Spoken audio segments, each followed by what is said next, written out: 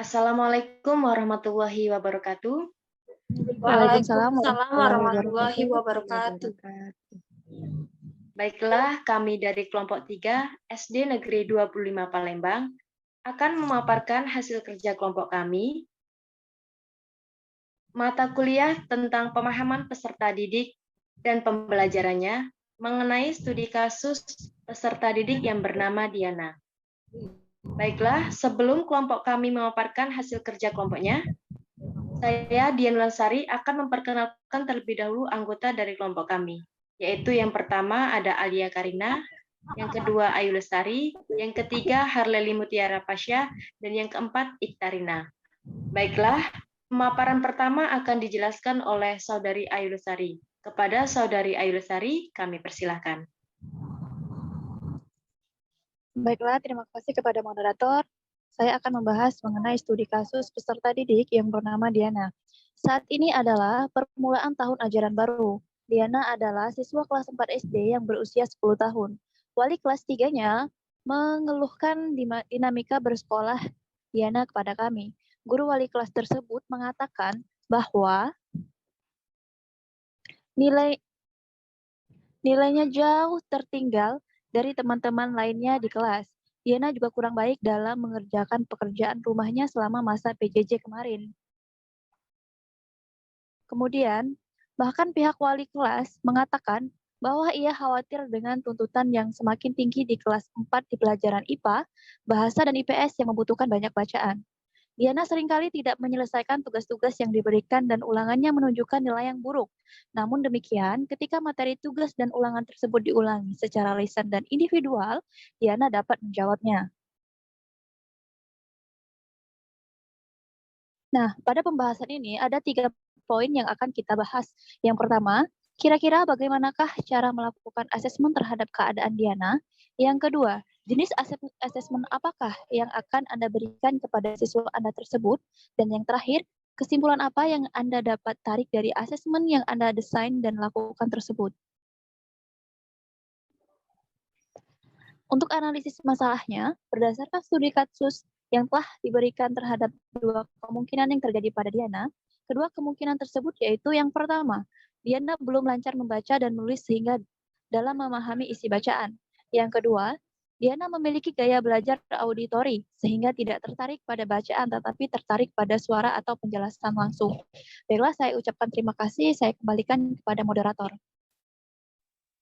Baiklah, terima kasih kepada Saudari Ayu atas penjelasannya. Baiklah, pemaparan selanjutnya akan dipaparkan oleh Saudari Iktarina. Kepada Saudari Iktarina, kami persilakan. Baik, materi yang selanjutnya yaitu slide-nya, mohon moderator.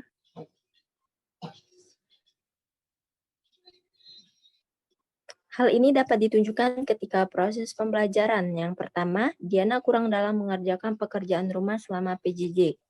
Kedua, nilai ulangan tertulis yang buruk. Dan yang ketiga, mengalami kesulitan pada mata pelajaran IPA, IPS. Sebelumnya tadi, IPS yang membutuhkan banyak bacaan. Lanjut.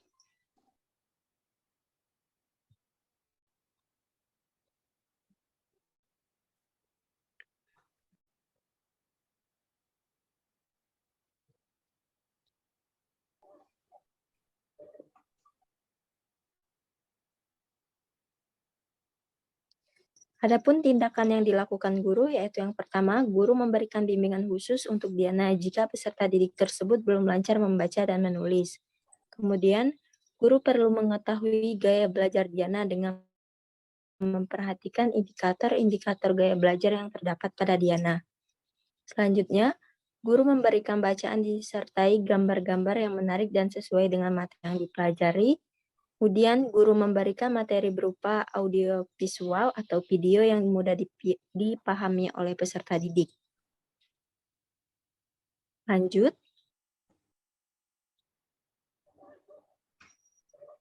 Cara melakukan asesmen terhadap keadaan Diana yaitu ada 2 asesmen. Yang pertama, asesmen tes lisan, dan yang kedua, asesmen tes tertulis.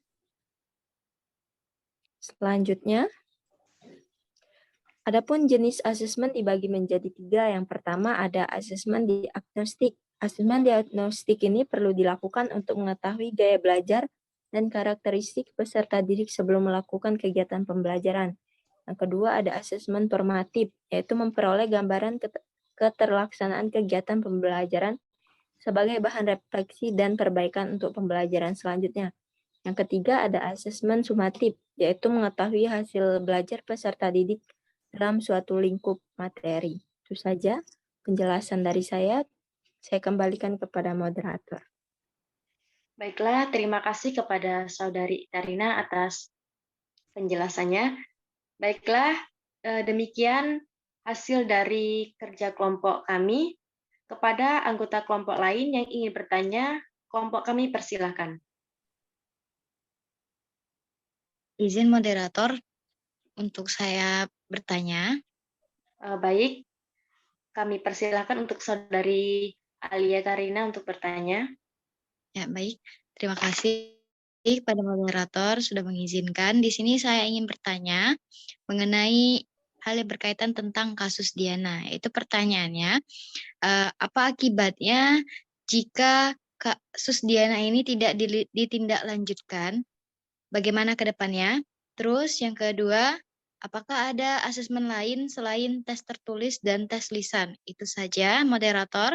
Saya kembalikan kepada moderator. Terima kasih. Baik, terima kasih kepada Saudari Alia atas pertanyaannya. Baiklah, kelompok kami akan menjawab pertanyaannya. Kepada Saudari Harleli, kami persilakan.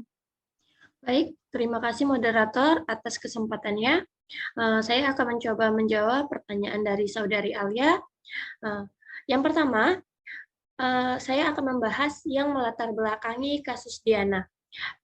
Di sini yang melatar belakangi kasus Diana menurut kelompok kami adalah guru belum menerapkan pembelajaran yang berdiferensiasi. Nah, pada studi kasus ini, guru dapat melakukan asesmen diagnostik untuk menganalisis kebutuhan peserta didik serta mengidentifikasi karakter peserta didik yang terkait dengan tujuan pembelajaran. Nah, pada analisis ini, guru akan mengetahui siapa peserta didiknya, kemampuan apa yang sudah dia miliki, serta gaya belajarnya. Untuk kasus Diana, terdapat faktor yang mempengaruhi pembelajaran sehingga terjadi permasalahan tersebut, yaitu pada faktor gaya belajar. Berdasarkan kasus Diana, dapat terlihat bahwa Diana merupakan peserta didik yang memiliki kecenderungan audiotik, yaitu senang mendengarkan, lebih mudah mengingat apa yang didengar daripada apa yang dia lihat.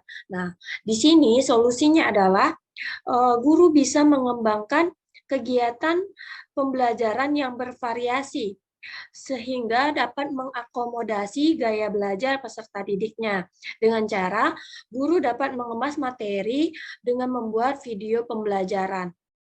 Nah, dalam membuat pembelajaran juga pada prosesnya, guru tentunya harus melihat peserta didik mana yang perlu mendapat bantuan dalam belajar. Guru bisa memetakan peserta didik melalui pertanyaan pemandu atau pertanyaan pemantik. Sehingga nantinya guru tersebut dapat menentukan jenis informasi yang bisa diberikan kepada peserta didiknya, seperti bahan-bahan belajar yang jenis informasinya mendasar untuk tahapan peserta didik yang memiliki kognitif yang rendah. Nah, sedangkan untuk peserta didik yang sudah siap mempelajari materi, guru dapat mempersiapkan bahan ajar yang sesuai, yang mana dapat memungkinkan peserta didik tersebut dapat mengembangkan ide-idenya dalam pembelajaran. Nah, saya akan menjawab pertanyaan Saudari Alia mengenai apa akibat jika studi kasus Diana ini tidak ditindaklanjuti oleh guru. Maka akibatnya adalah siswa yang mengalami kasus seperti Diana, yaitu yang mengalami kendala dalam menguasai materi, akan mendapatkan nilai yang kurang. Sedangkan siswa yang cenderung mahir akan mendapatkan nilai yang baik. Nah, tetapi nilai tersebut hanya sebatas mengukur level pengetahuan saja, tanpa memberi peserta didik peluang untuk meningkatkan pencapaian sesuai kemampuan peserta didik. Padahal, asesmen sekarang itu dipandang tidak hanya sekedar menjadi tahap pelaporan atau penilaian kemampuan peserta didik saja, tetapi juga dipandang sebagai proses pengumpulan dan pengelolaan informasi untuk dapat mengetahui kebutuhan belajar peserta didik, perkembangan peserta didik, dan pencapaian hasil belajarnya.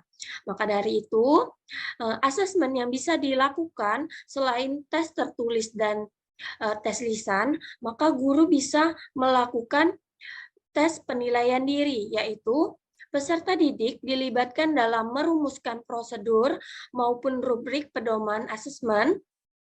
Hal ini bertujuan agar peserta didik mengetahui apa yang harus dilakukan agar memperoleh capaian belajar yang maksimal. Selain itu, guru juga dapat menugaskan peserta didik dengan membuat project based learning. Misalnya pada materi bahasa Indonesia membuat pantun. Nah, di sini guru dapat meminta peserta didik dengan membuat agenda individu, yaitu membuat proyek berupa video sedang berpantun.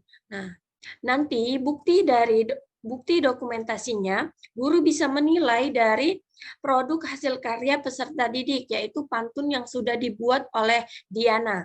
Nah, maka guru dapat menilai tidak hanya pada saat tes tertulis, tetapi juga pada produk yang sudah dibuat Diana.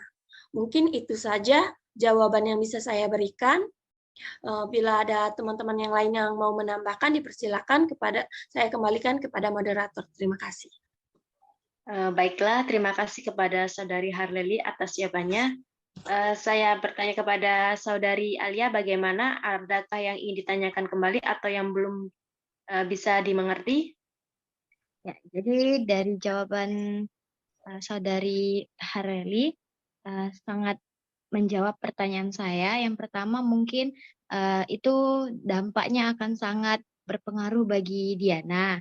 Terus asesmen apa yang bisa dipakai lagi selain tes lisan dan juga tes tertulis?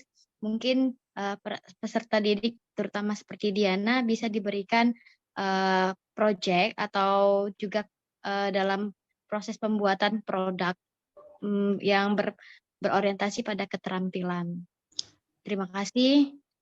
Itu saya kembalikan kepada moderator. Baiklah, terima kasih. Kalau sudah tidak ada lagi yang ditanyakan, kepada kelompok lain, ada yang ingin ditanyakan lagi? Baiklah, jika tidak ada, sekian pemaparan dari kelompok kami. Sebelum kami menutup presentasi pada hari ini, kami akan menyimpulkan hasil dari kerja kelompok kami, yaitu bahwa dalam menentukan jenis asesmen, guru terlebih dahulu harus memperhatikan kebutuhan dan karakteristik dari peserta didik, agar asesmen yang diberikan dapat tepat dan sesuai dengan kebutuhan dan karakteristik dari peserta didik tersebut. Baiklah, sekian pemaparan dari kelompok kami. Kurang dan lebihnya kami mohon maaf. Kami akhiri. Wassalamualaikum warahmatullahi wabarakatuh. Waalaikumsalam warahmatullahi wabarakatuh.